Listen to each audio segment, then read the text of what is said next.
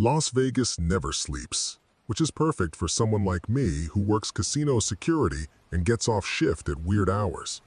My job requires me to be alert and observant all night, watching for cheaters, pickpockets, and drunk tourists who might cause trouble.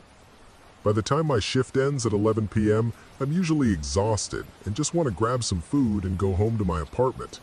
Fast food is about the only option that late, and I've gotten into the habit of hitting the drive-thru at the McDonald's on Flamingo Road because it's on my way home and they're usually quick. I've been working casino security for about 2 years now, ever since I moved to Vegas from Ohio.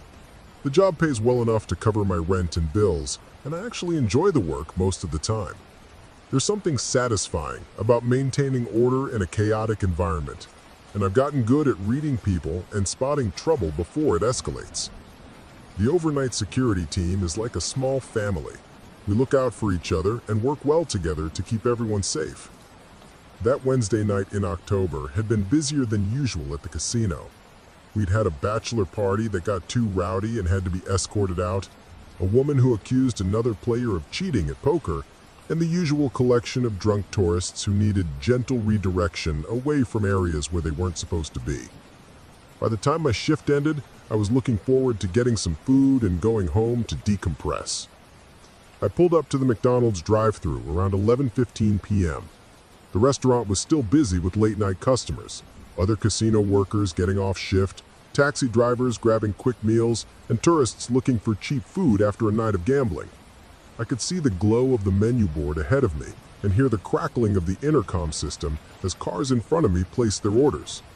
When it was my turn, I ordered my usual, a Big Mac combo with medium fries and a Coke.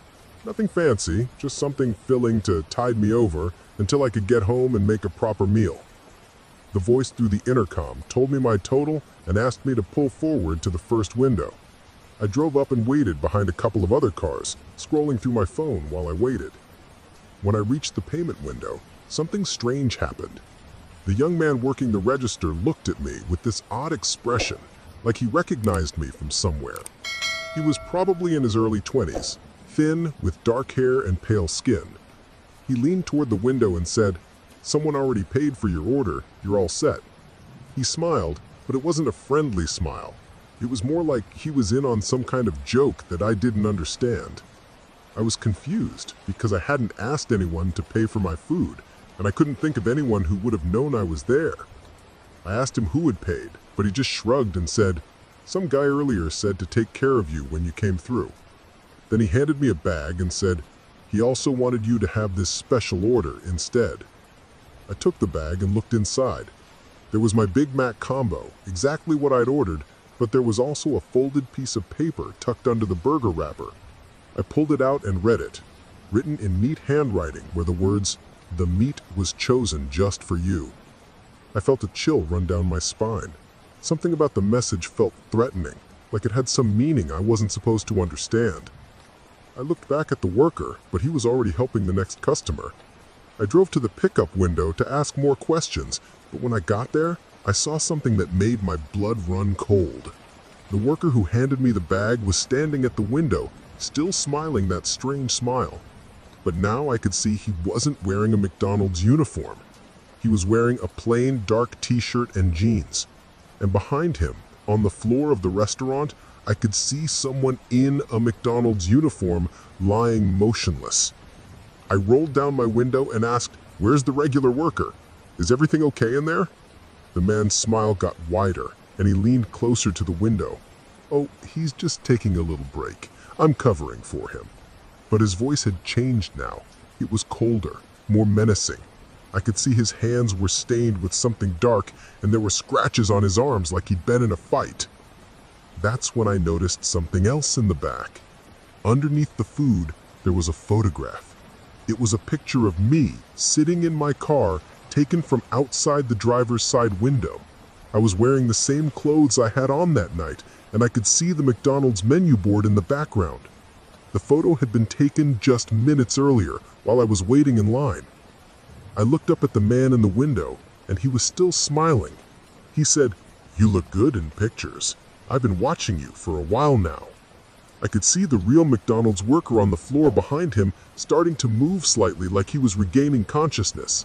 I realized this man had attacked the employee and taken his place just to get to me. I threw the bag back through the window and floored the accelerator, tires squealing as I sped out of the parking lot.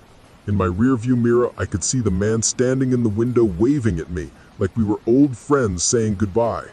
I drove straight to the nearest police station, which was only about 10 minutes away. I was shaking so hard I could barely hold the steering wheel steady. The police took my report seriously and immediately sent units to the McDonald's. They found the real employee unconscious in the back room. He'd been hit in the head, but was okay. The restaurant's security cameras had been disabled, and the man I'd encountered was nowhere to be found. The manager said no one matching his description worked there, and none of the other employees had seen him before. I never found out who he was or how he knew I would be there that night. The police said it was possible he'd been watching me for weeks, learning my routine, waiting for the right opportunity. The thought that someone had been tracking my movements, planning this encounter, still makes me sick to my stomach. Before you sleep, leave a like and subscribe. Have a good night.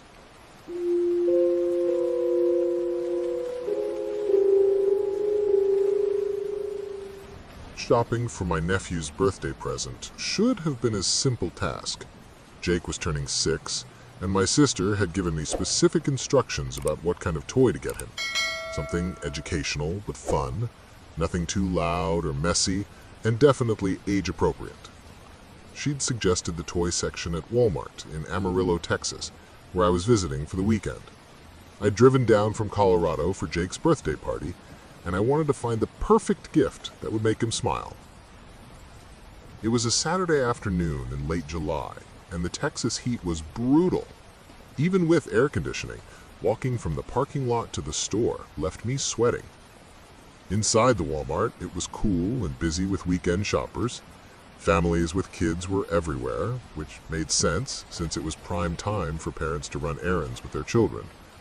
The toy section was crowded with kids playing with display items while their parents tried to shop. I made my way to the toy aisles, looking for the educational games my sister had mentioned.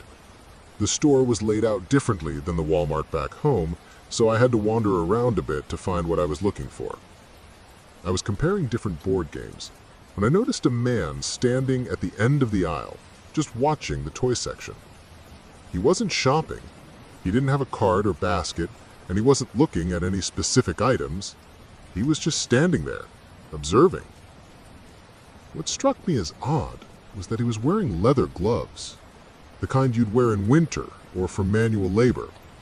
But it was July in Texas, probably close to 100 degrees outside, and the air conditioning in the store wasn't that strong. Everyone else was wearing t-shirts and shorts, trying to stay cool. The gloves seemed completely out of place and impractical for the weather. The man was probably in his 40s, average height, with thinning brown hair and a pale complexion.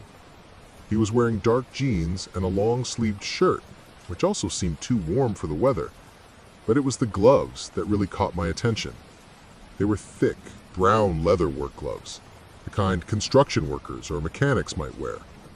His hands were clasped behind his back, and he was standing perfectly still, just watching the families in the toy section. I tried to focus on finding Jake's present, but I kept noticing the man in my peripheral vision. He didn't move from his spot, and he didn't seem to be looking at any toys.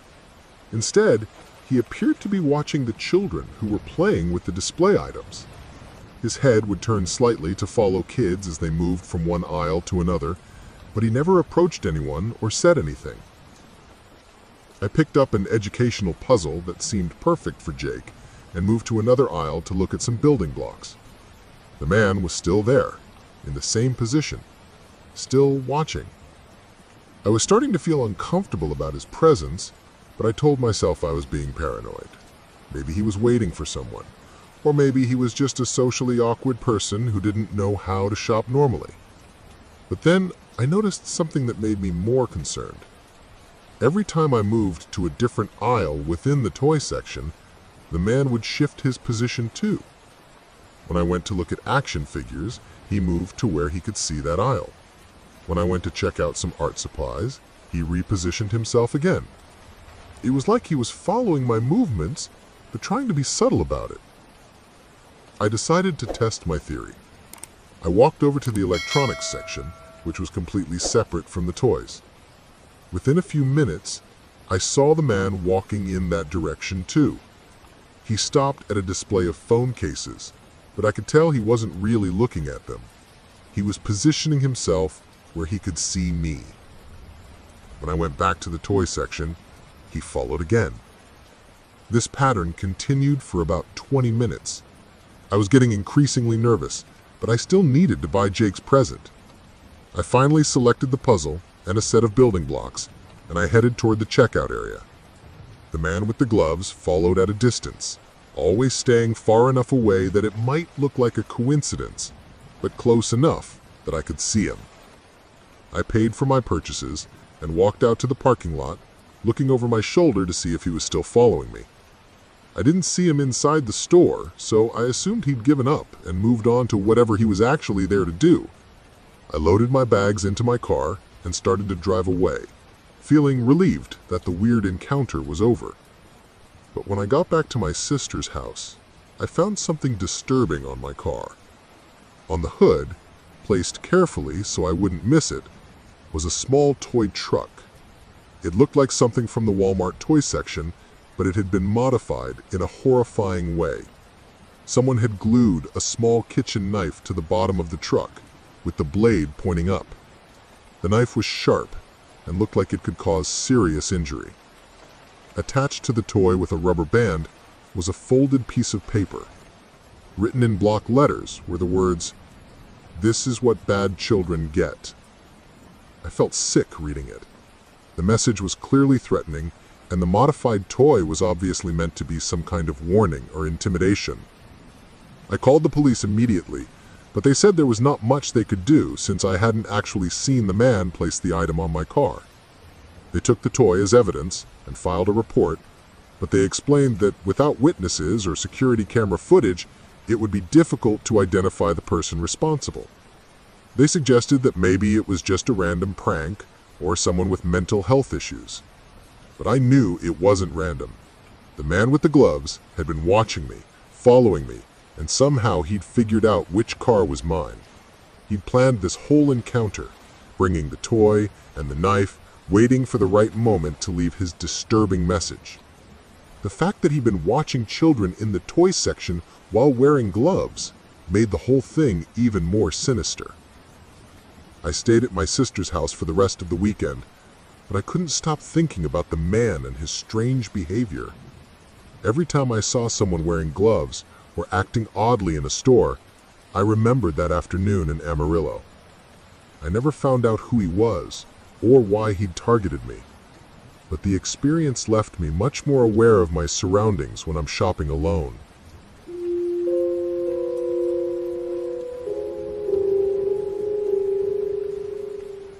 Long drives across the country have always been my preferred way to travel. There's something peaceful about being alone on the highway, watching the landscape change mile by mile, stopping whenever I want to rest or explore. I was driving from Denver to visit my parents in St. Louis, a trip I'd made several times before. The route takes you through some pretty desolate areas of Kansas and Missouri, with long stretches of highway where you might not see another car for 20 or 30 minutes. I usually plan my stops carefully, researching gas stations and rest areas along the route so I know where I can safely stop to refuel and take breaks. But this particular trip, I'd left later than planned and was running behind schedule. By the time I hit Missouri, it was almost midnight and I was starting to get tired.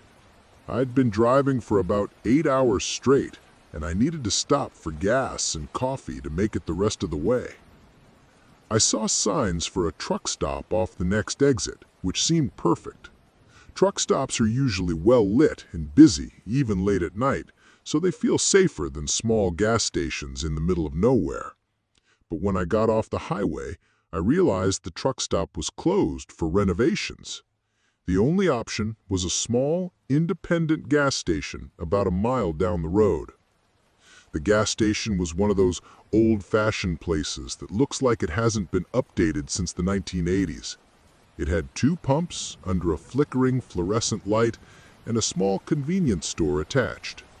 There was only one other car there, parked near the store, and the whole place had that eerie, isolated feeling that small businesses get late at night in rural areas. I pulled up to the pump and got out to fill my tank. The night air was cool and damp, with the smell of rain coming from the west. I could hear the distant hum of traffic on the highway, but otherwise it was completely quiet. The pump was old and slow, so I had plenty of time to look around while I waited for my tank to fill. That's when I noticed the van parked behind the convenience store. It was a white panel van, probably from the 1990s, with no windows except for the front windshield and driver's side windows. It was parked in a spot that wasn't really a parking space, more like it had been pulled around back and hidden from view of the road. The van looked old and worn, with rust spots and dents that suggested it had been driven hard for many years. I thought it was probably just an employee's vehicle, or maybe someone who worked at the gas station had parked there for the night. It's not uncommon for people to park behind businesses in small towns, especially if they know the owner. But something about the van bothered me. It was positioned in a way that seemed deliberately hidden, and it looked out of place at such a small, rural gas station. After my tank was full, I decided to go inside and use the restroom. The convenience store was typical for a place like this. Narrow aisles packed with snacks, drinks, and automotive supplies. The clerk was a middle-aged woman who looked tired and ready for her shift to end. She was friendly enough, giving me directions to the restroom and asking if I needed anything else. The restroom was at the back of the store, down a short hallway that led to a rear exit. As I was walking back from the bathroom, I glanced through the back door's window and saw that the van had moved. It was now parked much closer to my car, maybe 20 feet away. I could see it clearly through the glass, and it looked like someone was sitting in the driver's seat. I felt a chill run down my spine. There was no reason for the van to have moved closer to my car, and there was definitely no reason for someone to be sitting in it at this hour. I walked back to the front of the store and looked outside to get a better view of the situation. From the front window, I could see my car at the pump, and I could see the van positioned behind it. As I watched, I saw something that made my heart start racing. There was something on the handle of my car door, something that hadn't been there when I'd gone inside. I told the clerk I'd forgotten something in my car and walked outside to get a better look at the situation. Hanging from my door handle was a pair of needle-nose pliers, the kind used for electrical work or mechanical repairs. The pliers were old and dirty, with dark stains on the metal that looked like they might be rust or something worse. But what really disturbed me was what was caught in the teeth of the pliers. Several strands of long, dark hair. The hair looked like it had been pulled out by force, and it was tangled in the metal in a way that suggested it had been there for a while. I backed away from my car and went back inside the store. I asked the clerk about the van, trying to sound casual. She looked confused and said she didn't know anything about it. She said it wasn't there when she'd started her shift at 10 p.m. and she didn't know who it belonged to. But then she added something that made me even more nervous. People park back there sometimes, usually after midnight. I don't ask questions. I realized I was in a potentially dangerous situation. Someone in that van had approached my car while I was inside, and they'd left what appeared to be a weapon on my door handle. The hair caught in the pliers suggested this wasn't the first time this person had used them for something violent. I needed to get out of there, but I also needed to get to my car safely.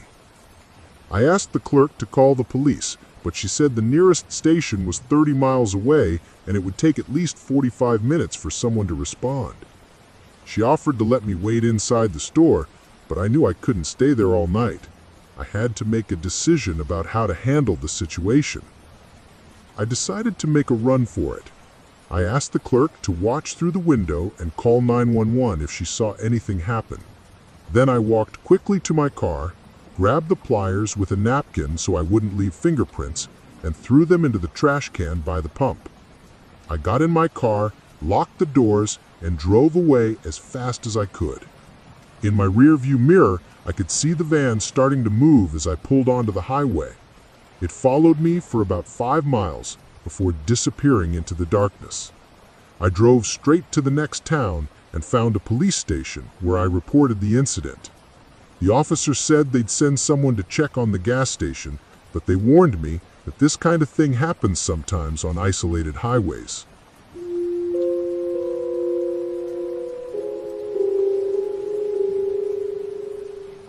Road trips have always been my way of clearing my head and getting away from the stress of everyday life. I work in software development, spending most of my time staring at computer screens and dealing with deadlines, so driving long distances gives me a chance to decompress and think about things other than code and project timelines. I was driving from Portland to visit my college roommate in Denver, a trip that takes you through some beautiful but sparsely populated areas of the Pacific Northwest and Rocky Mountains.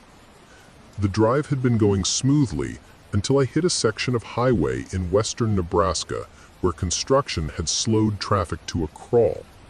What should have been a 4-hour stretch took almost 7 hours, and by the time I was through the construction zone, it was well past midnight. I was exhausted and running low on gas, so I started looking for a place to stop and refuel.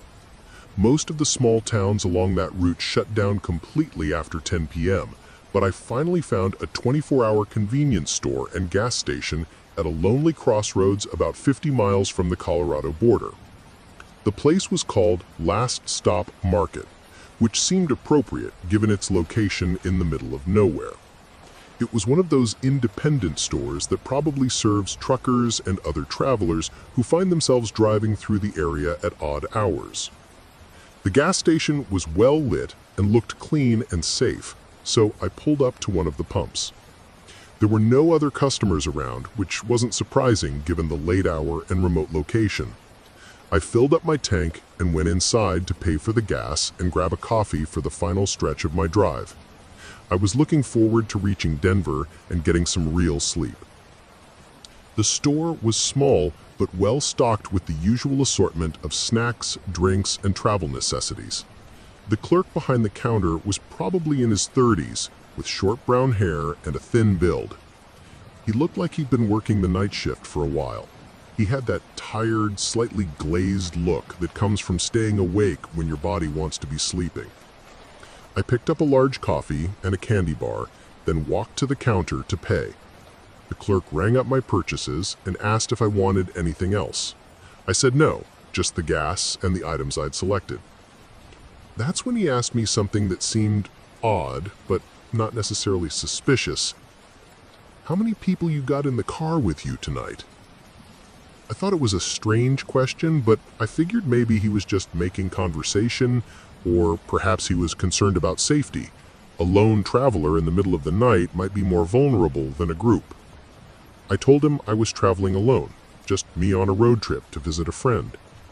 He nodded and smiled, but there was something about his expression that made me uncomfortable.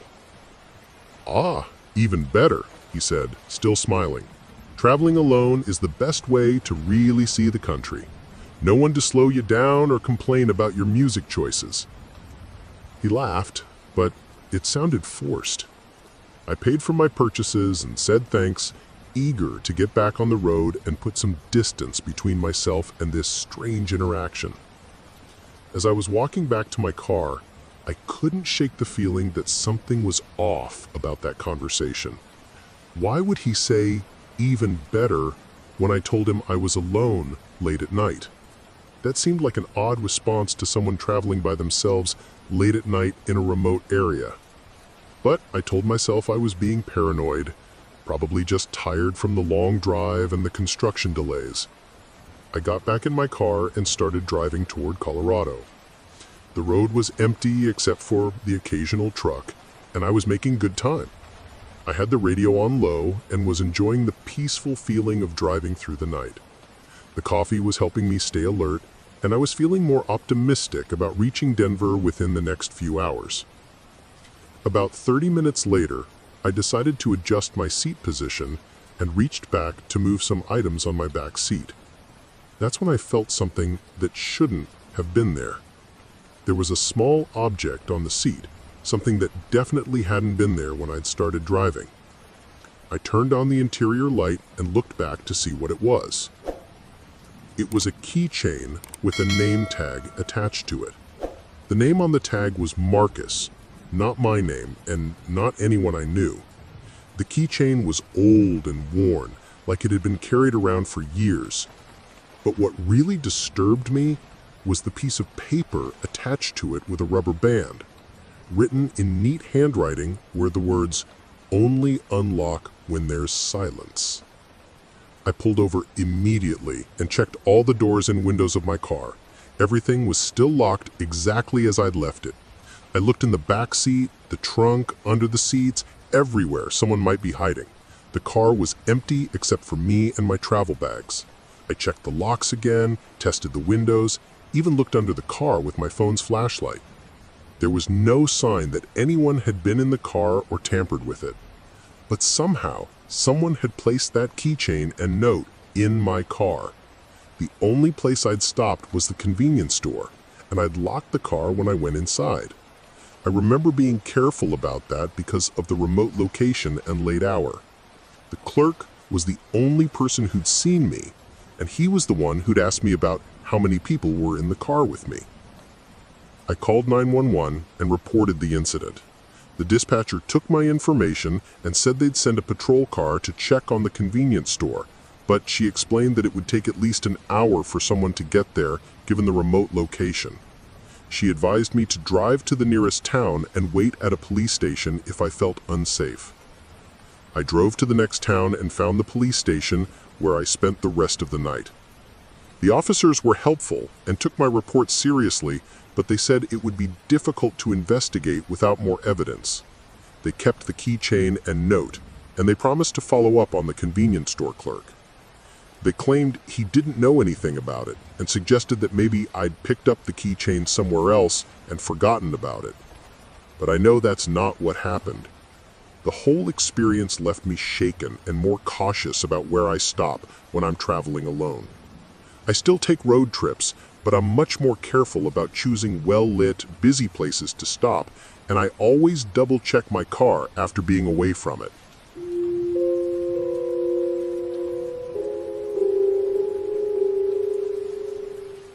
Working at the hospital means my life doesn't follow a normal schedule. I'm a nurse in the emergency department, and we work rotating shifts that change every few weeks. Sometimes I'm working days, sometimes nights. Sometimes I have to pull a double shift when we're short-staffed. My schedule is completely unpredictable, which makes it hard to maintain any kind of routine outside of work. I never know when I'll have time to do basic things like grocery shopping, laundry, or even getting enough sleep. The Trader Joe's near my apartment in Salt Lake City has become my lifeline because of their extended hours. They're open until midnight and start early in the morning, so I can shop whenever I get off work, no matter how weird the timing is. I've learned to grab groceries at 2 a.m. after a late shift, or at 6 a.m. before an early one. It's not ideal, but it works with my crazy schedule. I'm usually rushing, trying to get in and out as quickly as possible so I can get home and either crash or get ready for my next shift. Because my schedule is so irregular, I don't shop the same day every week or buy the same things. Sometimes I'm stocking up for several days, sometimes I just need something quick for dinner. I might go a week without shopping, then go 3 times in 1 week if I'm working a lot of shifts. I definitely don't have the luxury of meal planning or maintaining consistent shopping habits like people with normal jobs do. About 4 months ago, I started noticing this guy who seemed to be there every time I went shopping. He was probably in his 40s, average height and build, always wearing a baseball cap and thick-rimmed glasses. At first, I thought it was just a coincidence. Maybe he worked unusual hours too, or maybe he was an insomniac who preferred shopping when the store was less crowded. I see the same people at the hospital all the time because we all work similar schedules, so I figured it was the same kind of thing. He seemed harmless enough. Sometimes he'd give me a friendly nod when we passed each other in the aisles, like you do with people you recognize but don't really know. I appreciated that he wasn't trying to make conversation or hit on me, which happens more often than you'd think when you're a young woman shopping alone at odd hours. He just minded his own business and seemed to be doing his shopping just like I was doing mine. But then I started noticing him more frequently. It wasn't just that we happened to be there at the same time occasionally. It was like he was there every single time I went shopping, regardless of what day it was or what time I showed up. If I went on a Tuesday morning, he was there. If I went on a Friday night, he was there. If I had to make a quick run on Sunday afternoon, he was there. It seemed impossible that someone could have such a similar schedule to mine, especially since my schedule was so random. The encounter that really unsettled me happened on a Thursday evening in early November. I just finished a brutal 12-hour shift, and I was exhausted. All I wanted was to grab some pasta and sauce for dinner and maybe some fruit for breakfast. I was standing in the pasta aisle, trying to decide between different brands, when he approached me. He had this concerned look on his face, like he was genuinely worried about me. He said, "Hey, you usually come in on Wednesday nights around this time, but you were here Friday instead last week. Everything okay?" I was so tired that it took me a moment to process what he'd said. I stood there staring at him, trying to figure out how he could possibly know when I usually shopped. I definitely hadn't told him about my schedule, and I didn't even have a regular schedule to tell him about. I managed to give him a confused smile and said something like, "Yeah, just work stuff, you know how it is." Then I quickly moved to another aisle, feeling uncomfortable. But as I was walking away, I kept thinking about how confidently he'd said usually, and how he'd noticed that I'd been there on Friday instead of Wednesday. How could he possibly keep track of when I shopped? And more importantly, why would he? I tried to put it out of my mind, but the whole thing bothered me. I started paying more attention to him when I saw him in the store. He always seemed to be shopping, moving through the aisles with his cart, but I noticed that he never seemed to actually buy very much. And sometimes I'd catch him looking in my direction, like he was keeping track of where I was in the store. The following week, something happened that made me realize how serious this situation was. I came home from work to find a package outside my apartment door. There was no return address, and I didn't recognize the handwriting. Inside was a computer printout that listed every single item I'd bought from that Trader Joe's over the past several months. Everything was there. The organic pasta I bought regularly, the almond milk I preferred, the frozen vegetables I grabbed when I was too tired to cook fresh ones, even the weird flavor of kombucha I'd tried once and never bought again. The list was organized by date, and I could see patterns in my shopping that I hadn't even noticed myself. It showed when I switched from one brand of cereal to another, when I'd gone through a phase of buying a lot of salad ingredients, when I'd started buying more frozen meals during a particularly busy period at work. Someone had been tracking my purchases for months, noting my preferences, creating a detailed record of my habits. At the bottom of the list, written in blue ink, was a note. "I miss seeing you buy the apple cinnamon granola. It was your favorite for a while." I felt sick reading it. I had bought that granola regularly for about a month in the summer before switching to a different brand. Someone had been watching me so closely to notice not just what I bought, but what I stopped buying. I called the store manager the next day and explained what had happened. He was concerned, but said they don't give out customer information to anyone, and their security cameras only keep footage for a few weeks. He promised to alert the night shift employees to watch for anyone behaving strangely, but there wasn't much else he could do. He suggested I shop at different times or try a different store if I felt unsafe. I started driving to a different grocery store across town, even though it was less convenient and the prices were higher. I changed my shopping habits completely, trying to be unpredictable about when and where I went. But the whole experience left me feeling paranoid and watched. I still wonder if he figured out where I shop now, if he's standing in some other grocery store aisle, watching someone else and taking mental notes about their routine.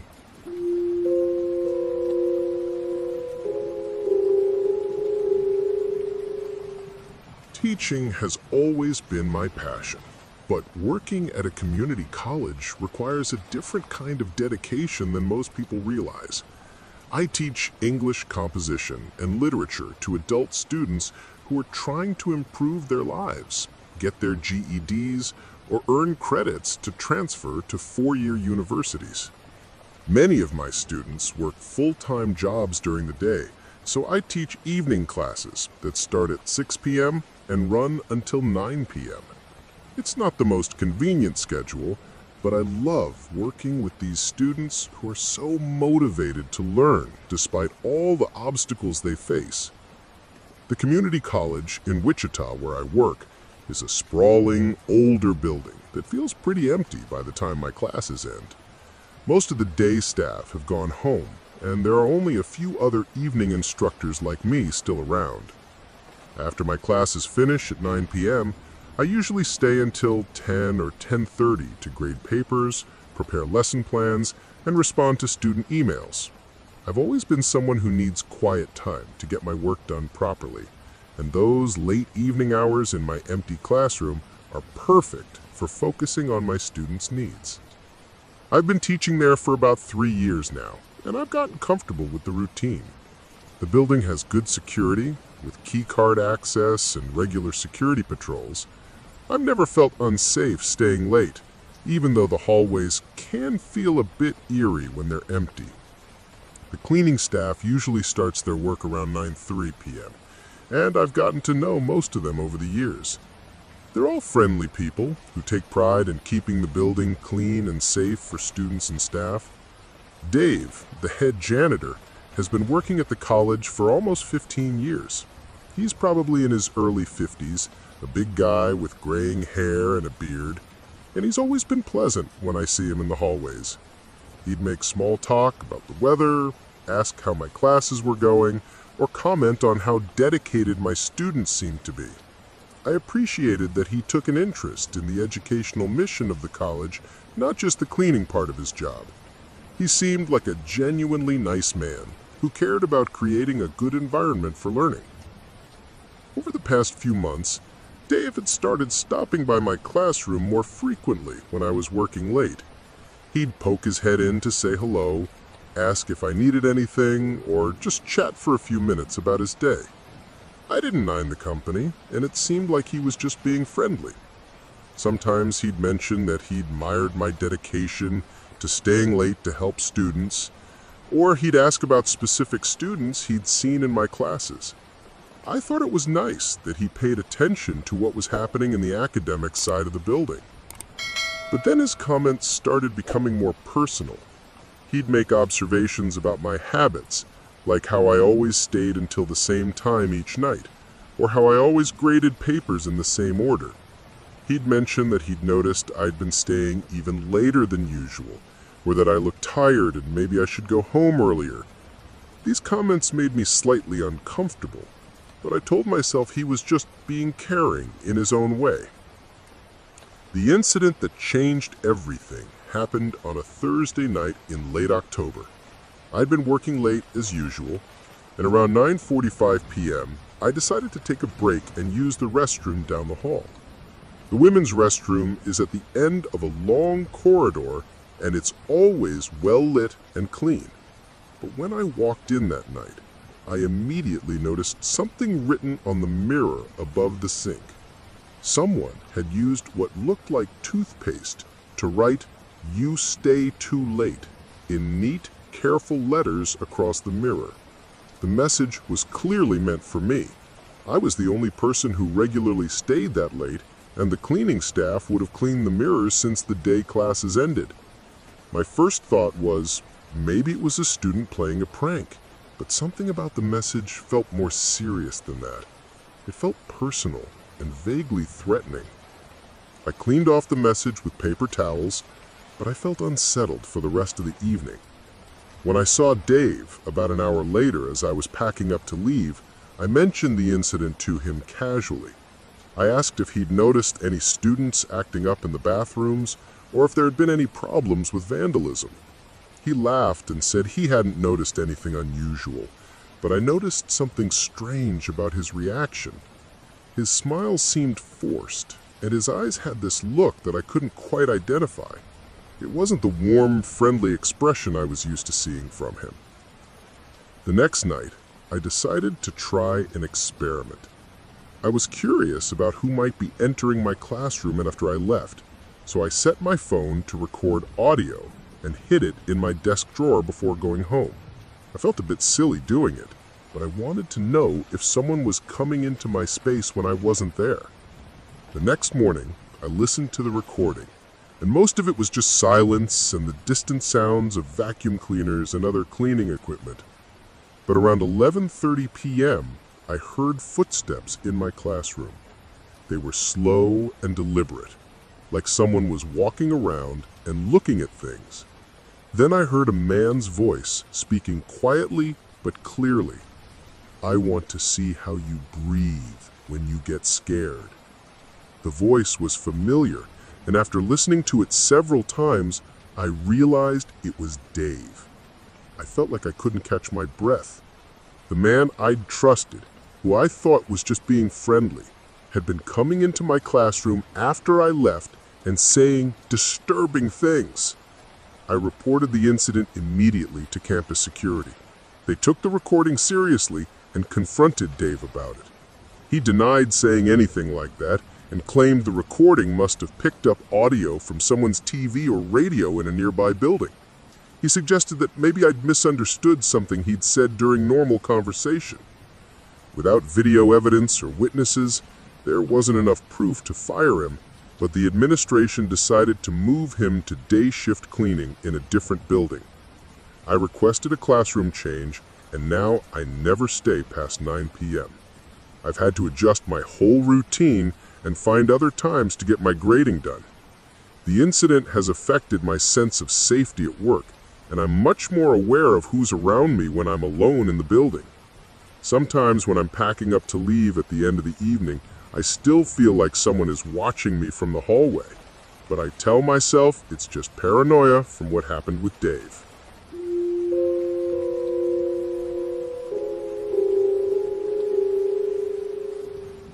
Public transportation has always been the most practical way for me to get around Charlotte. I live in an apartment complex about 6 miles from downtown, where I work as a customer service representative for a large insurance company. Driving to work every day would be expensive because of gas and downtown parking fees, so taking the bus makes financial sense.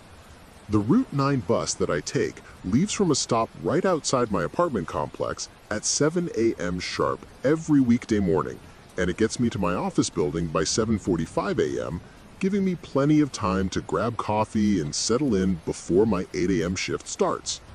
I've been taking this same bus route for about 10 months now, ever since I moved to Charlotte for my job.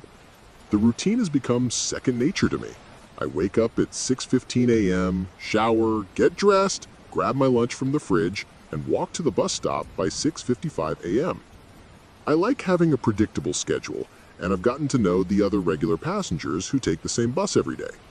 There's an older woman who works at the hospital, a young man who's a student at the community college, and a few other office workers like me who commute downtown. The driver, Marcus, has been driving this route for several years. He's a large man, probably in his mid-40s, with graying hair and a full beard. From the beginning, he seemed like a friendly, professional driver who took his job seriously. He always greeted passengers with a smile and a good morning, made sure everyone was seated safely before pulling away from stops, and generally created a pleasant atmosphere on the bus. I appreciated that he was reliable and punctual, which is important when you're depending on public transportation to get to work on time. Over the first few months, Marcus and I developed the kind of casual relationship that you have with service workers you see regularly. He'd say good morning when I got on the bus, I'd thank him when I got off, and occasionally we'd exchange small talk about the weather or traffic. He seemed to remember details about his regular passengers, like asking how someone's sick child was doing or commenting on the weekend weather if someone mentioned plans. I thought it showed that he cared about the people he drove every day. But gradually, his comments to me started becoming more personal and specific. Instead of just saying good morning, he'd make observations about my appearance or my routine. He'd say things like, "You look tired today. Did you have trouble sleeping?"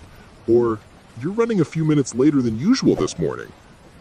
At first, I thought he was just being observant and friendly, but the comments started feeling too personal for someone I barely knew. Then, he began making comments that suggested he knew things about my life outside of our brief interactions on the bus. One morning in early November, as I was getting on the bus, he said, "Your front porch light was still on when I drove by last night. You must have gotten home after dark." I was confused about how he could possibly know about my porch light, since the bus route doesn't go anywhere near my neighborhood. When I asked him about it, he just smiled and said he'd been driving around the area after work and happened to notice my building. A few days later, he made another comment that made me even more uncomfortable. He said, "I bet you sleep pretty early on weeknights. Your place always looks so quiet after 9 p.m. This time, I felt genuinely alarmed. There was no innocent explanation for why he would know about my evening routine or what my apartment looked like after dark. I started to wonder how many times he'd driven by my building and what else he might have observed about my daily habits. I began paying more attention to Marcus's behavior and comments. I noticed he seemed to focus on me more than other passengers, and his questions felt like he was gathering information rather than just making conversation.